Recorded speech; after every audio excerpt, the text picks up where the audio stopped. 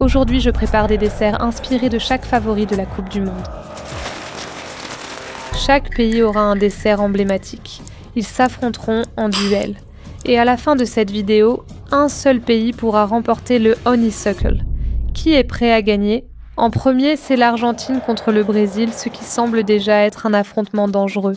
L'Argentine va présenter le dulce de lèche tandis que le Brésil apporte le chocolat, et un seul pourra passer à l'étape suivante. Et au fait, je ne fais pas de tableau officiel de la Coupe du Monde.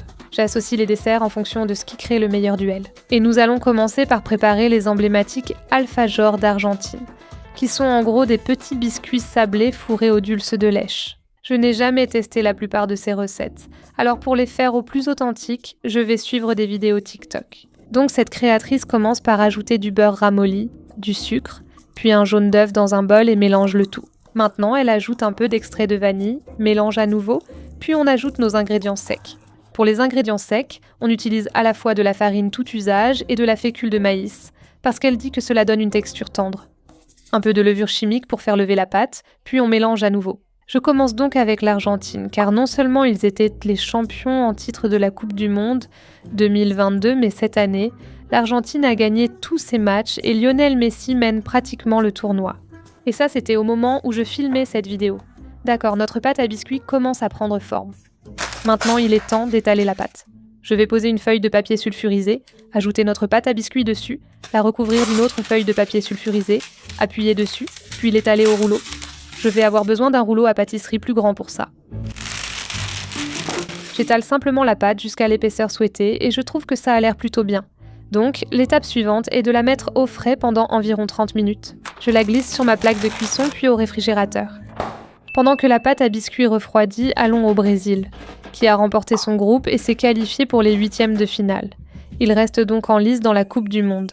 Mais pour notre coupe des desserts, le Brésil va nous apporter ses emblématiques brigadeiros, qui sont ces petites boules de fudge au chocolat recouvertes de vermicelle.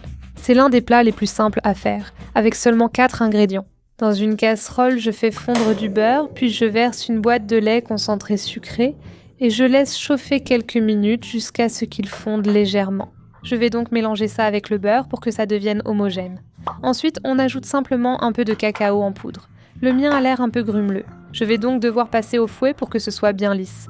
Maintenant, il faut continuer à cuire ça pendant environ 8 à 10 minutes, jusqu'à ce que ce soit bien brillant. Et j'espère que ça va résoudre mon problème de grumeaux. La pression est sur moi pour que ce soit vraiment réussi parce que le Brésil n'est pas seulement 5 fois champion du monde, il a aussi l'un des plus grands groupes de supporters de football. Enfin, de foot. Alors il vaut mieux que je réussisse. Ça fait quelques minutes et notre mélange de brigadeiros est devenu bien épais et brillant. Je vais donc le transférer dans un plat à four peu profond pour qu'il puisse complètement refroidir. Il a beaucoup réduit. Je vais juste l'étaler en une couche plus fine et il commence déjà à bien se raffermir. Ça a l'air bien. Je dois le laisser refroidir complètement. En attendant, retournons en Argentine. Notre pâte à biscuits est maintenant bien ferme. J'ai un petit emporte-pièce que je vais utiliser pour faire des empreintes. Placez chaque biscuit sur une plaque recouverte de papier sulfurisé. Comme ils ressemblent à des sablés, ils ne s'étalent pas beaucoup et peuvent être rapprochés. Maintenant, faisons-les cuire. Les biscuits sont prêts. Je dois les laisser refroidir avant de les garnir. Pendant que nos biscuits refroidissent, je vais remplir ma poche à douille avec un peu de dulce de lèche, qui est un caramel à base de lait. J'ai une petite poche à douille ici, prête à l'emploi.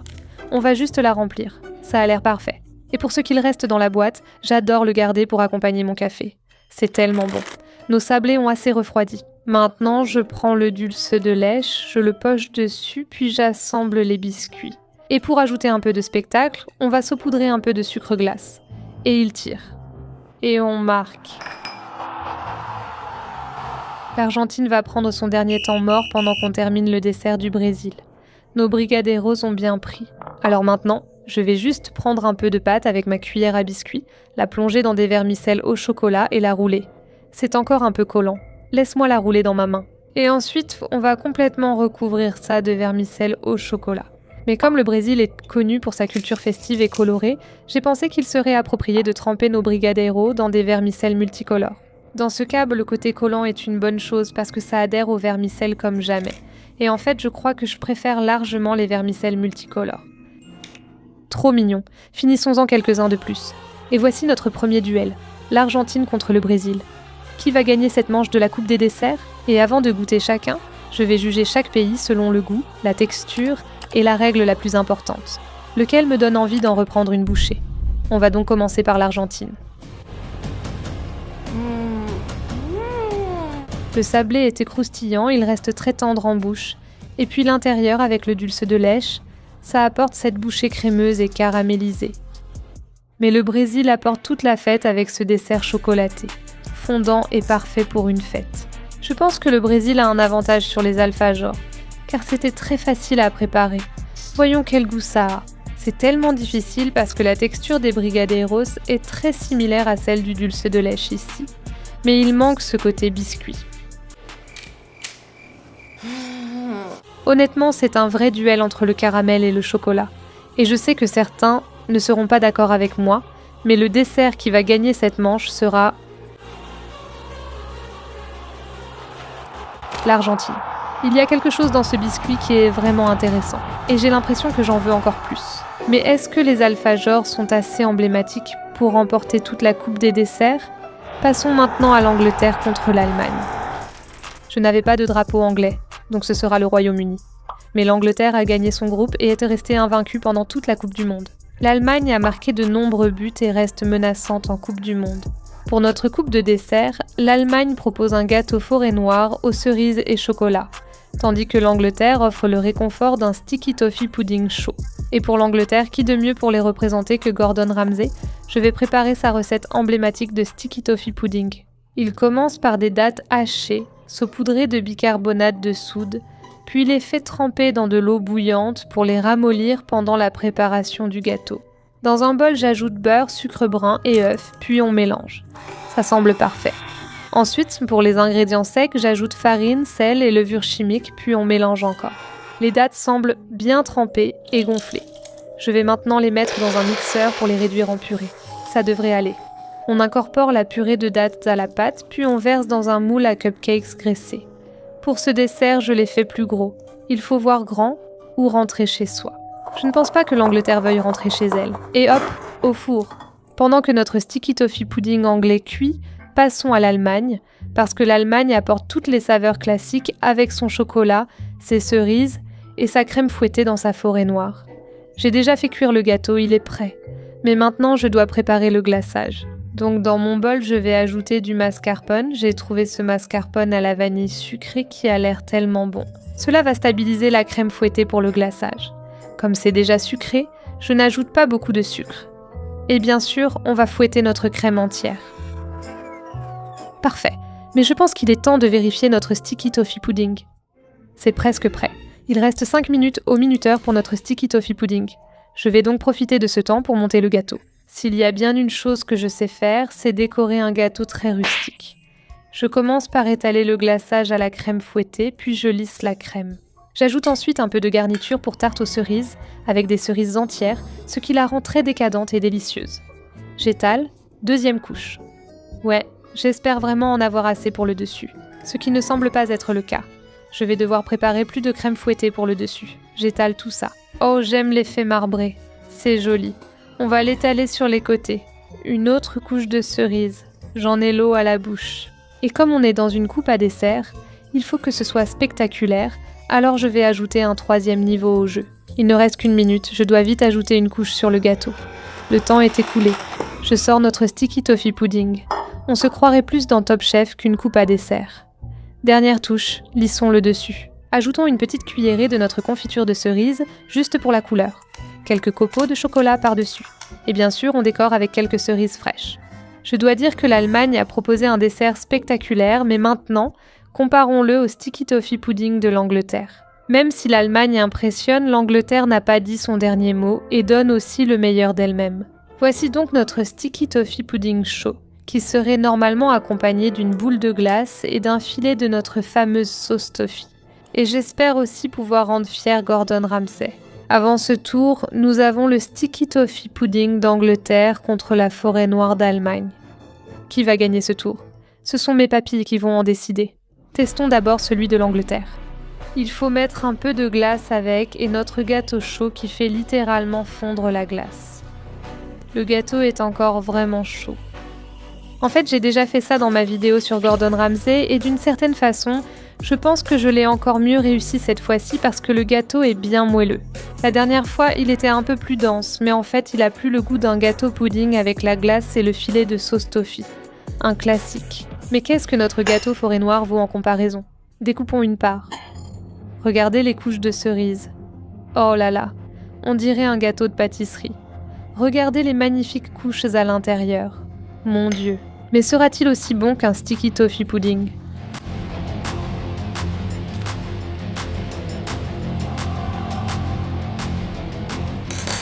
Ça va être tellement difficile. En général, je n'aime pas trop le chocolat avec des fruits. Il y a quelque chose d'acide qui n'est pas vraiment mon truc. Je préfère le chocolat avec du caramel. Mais cela dit, visuellement, ça donne vraiment envie. À 100%, je choisirais la forêt noire. Mais niveau réconfort, l'Angleterre était vraiment excellente et c'est un classique. Mais je ne peux choisir qu'un seul gagnant pour ce tour et ce sera l'Allemagne avec le gâteau forêt noire parce qu'il a apporté le goût, le visuel et le côté spectaculaire avec le gâteau en retournée acrobatique. Va-t-il gagner le tour éliminatoire contre l'Argentine pour devenir l'un de nos finalistes ? L'Alpha Alfajor est toujours aussi bon. Et pour moi, c'est plus comme un biscuit snack que je peux emmener pour le déjeuner, alors que ça ressemble vraiment à un dessert. Et alors que mon drapeau argentin tombe, l'Allemagne reste debout. Je déclare le gagnant de ce tour, notre gâteau forêt noire. L'Allemagne avance pour tenter de remporter le titre pour Honeysuckle. Prochain match dans ma Coupe du Monde des desserts. C'est la France contre l'Espagne. La France est actuellement l'un des favoris pour remporter la vraie Coupe du Monde. Donc bien sûr, ils arrivent dans ce tour avec beaucoup de pression. Et je les fais affronter l'Espagne parce que l'Espagne est aussi l'un des favoris du tournoi. Mais plus important encore, dans notre Coupe du Monde des desserts, ils apportent des desserts raffinés. La France apporte son élégance raffinée tandis que l'Espagne propose quelque chose d'audacieux et d'inattendu. Comme je l'ai dit, certaines équipes jouaient peut-être encore dans la vraie Coupe du Monde, ou peut-être pas, mais ici c'est notre coupe des desserts avec des règles différentes. Alors laissons la France commencer avec une crème brûlée classique. J'adore une bonne crème brûlée, mais ce dessert repose entièrement sur la texture. La crème doit être d'une douceur soyeuse. Nous allons donc commencer par casser notre œuf et séparer le blanc du jaune. Ajouter du sucre, de l'extrait de vanille, une pincée de sel, puis fouetter jusqu'à obtenir un mélange pâle. Terminer en chauffant la crème liquide. Et on va juste chauffer ça jusqu'à ce que ce soit fumant, mais pas bouillant. La crème est fumante. Je vais verser lentement la crème dans les jaunes d'œufs tout en fouettant pour éviter de les cuire. La douceur est la clé du succès. Notre crème est presque parfaitement lisse, mais il y a beaucoup de bulles à la surface. Donc je dois la filtrer et on va la verser directement dans notre plat à crème brûlée. Et comme la crème brûlée, à mon avis, on n'est pas un dessert à partager, je la mets dans un plat individuel. D'accord, maintenant je vais la transférer dans un plat avec un peu d'eau pour un bain-marie afin qu'elle reste bien crémeuse au four. Et on va la faire cuire. Notre crème brûlée a l'air assez simple à préparer, mais 1 minute de trop au four, et elle peut se transformer en une sorte d'œuf brouillé sucré. La France me rend vraiment nerveuse, mais on va passer à l'Espagne qui propose un cheesecake basque brûlé, un cheesecake profondément caramélisé qui n'est pas comme les cheesecakes traditionnels. On commence par battre du cream cheese avec du sucre. Laisse-moi racler le bol. Ensuite, on va ajouter nos œufs, battre encore un peu, de l'extrait de vanille, du sel, de la crème liquide entière, et pour lier le tout, un peu de fécule de maïs. Un dernier petit mélange rapide. Laisse-moi racler le bol à nouveau. Et ça s'est terminé juste à temps pour sortir notre crème brûlée. Et comme je l'ai mentionné plus tôt, un cheesecake basque n'est pas comme un cheesecake traditionnel. Il n'y a pas de croûte dans celui-ci. Et j'adore le processus de préparation parce que tout ce que j'ai à faire, c'est froisser un peu de papier sulfurisé et tapisser mon moule comme ça. C'est très rustique et facile. Je dois maintenant verser la pâte. Pour que mon cheesecake soit lisse, je la filtre à travers une passoire en écrasant les grumeaux. Tapotons pour faire sortir les bulles d'air et maintenant, on le met au four. Si tu penses que ce dessus caramélisé a peut-être passé un peu trop de temps au four, ne t'inquiète pas. C'est l'une des caractéristiques d'un cheesecake basque brûlé, ce qui lui donne cette saveur profondément caramélisée. Mais maintenant, il faut le laisser refroidir. Et même si l'Espagne et la France ont peut-être brillé pendant ce match, elles doivent se reposer toute la nuit pour tout terminer. Les deux équipes se sont reposées et refroidies, mais il est temps pour la seconde mi-temps. Pour la crème brûlée, Il faut cette fine couche craquante comme du verre. Je saupoudre du sucre dessus puis le caramélise au chalumeau. Ils font vite, mais y en aura-t-il assez pour créer ce craquement ? Une seule façon de le savoir. Mais comme c'est raffiné et élégant, je dois ajouter quelques garnitures. Et voilà une crème brûlée magnifique. Mais la question est, va-t-elle craquer ? Oui, elle a craqué. Elle a vraiment craqué sous la pression, mais de la meilleure façon possible. Que puis-je dire ? La crème est lisse, soyeuse, délicieuse. C'est comme manger de la soie avec un léger croquant sur le dessus. La crème brûlée est un classique et tout le monde l'adore pour une raison, mais l'Espagne a apporté quelque chose d'audacieux et d'inattendu que beaucoup de gens n'ont jamais goûté auparavant. Et même si assembler ce cheesecake était un peu plus facile, le démouler s'est avéré un peu plus difficile. Mais le centre est censé être crémeux. Alors, coupons-le pour voir ce que nous avons. Et c'est vraiment difficile parce que le gâteau se casse. Le cheesecake basque brûlé d'Espagne offrira-t-il vraiment une saveur intensément caramélisée ?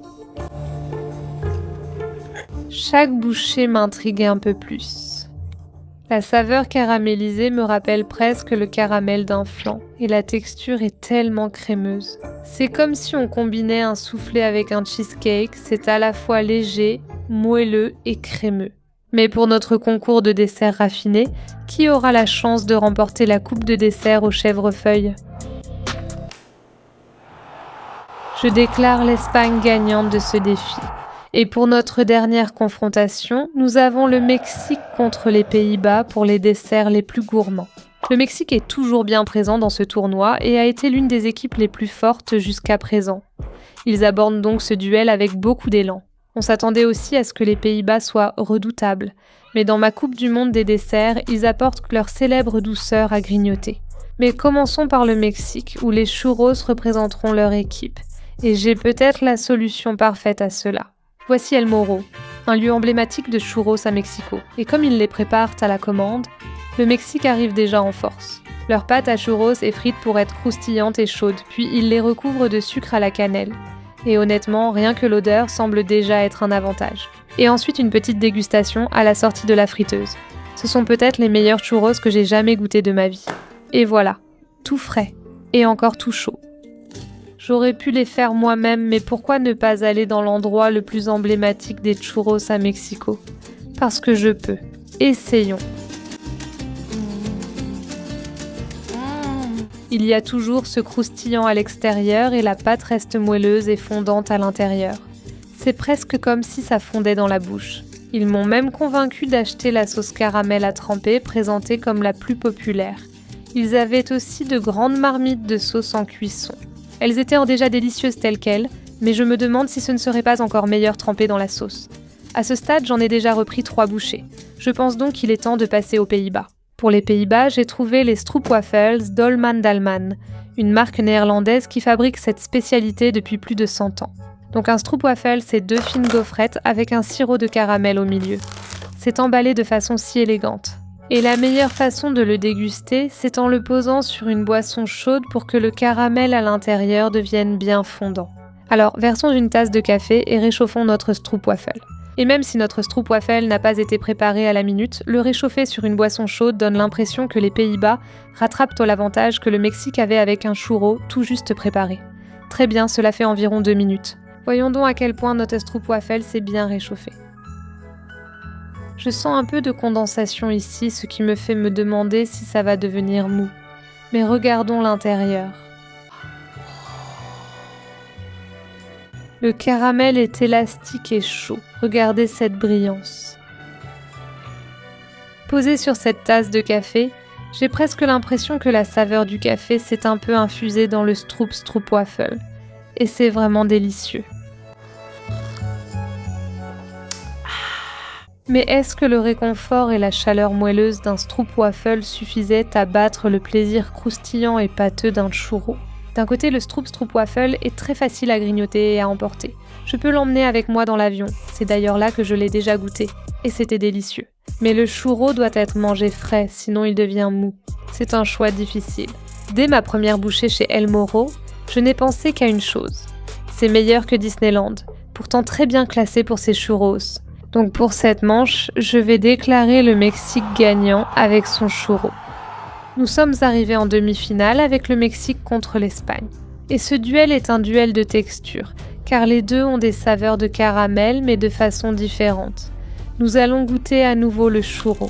Les saveurs sont toujours là et c'est toujours délicieux, mais la chaleur s'est dissipée. Et une fois refroidi, il devient un peu plus caoutchouteux. Notre cheesecake basque a-t-il gardé sa texture délicieuse et crémeuse après avoir reposé un moment ? Je ne sais pas comment c'est possible, mais en reposant, il est devenu plus crémeux. Peut-être parce qu'à température ambiante, le cheesecake a tout simplement meilleur goût. J'adore vraiment le churro, mais le cheesecake basque était une saveur vraiment inattendue et une belle surprise. Donc je dois déclarer que ce tour revient à l'Espagne. Bienvenue à la toute première finale de la coupe de dessert Honeysuckle, où nous avons deux concurrentes très fortes qui s'affrontent pour la dernière manche. L'Allemagne contre l'Espagne. L'Allemagne a apporté sa décadence avec un magnifique gâteau forêt noire, au chocolat et aux cerises, tandis que l'Espagne a impressionné avec un inattendu cheesecake basque brûlé. Seuls mes papilles pourront décider qui remportera la coupe. Comment vont-ils exactement ramener la coupe à la maison ? Essayons l'Allemagne. J'ai une bouchée délicieuse remplie de gâteaux, de glaçage et de cerises. Ça va être tellement difficile.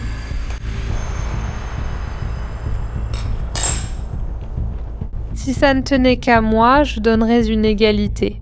Mais comme c'est un championnat, je ne peux en choisir qu'un. Et mon parti pris va devoir aller avec l'Allemagne. Et même si vous avez été éliminé de la Coupe du Monde, votre gâteau forêt noire continue de vivre. Mais si vous avez aimé cette vidéo, allez me voir tester le déjeuner de chaque pays.